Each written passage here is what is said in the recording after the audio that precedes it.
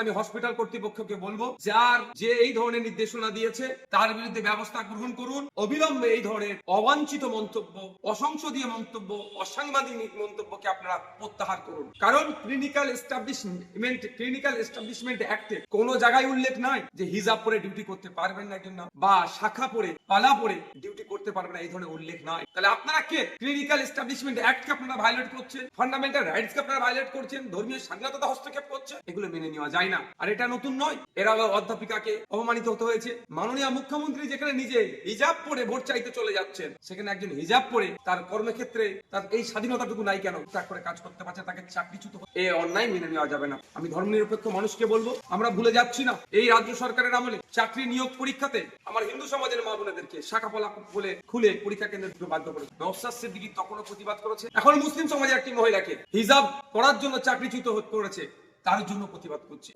বাংলা হান্টের আরো খবর দেখতে নজর রাখুন। বাংলা খবর মানেই বাংলা হান্ট।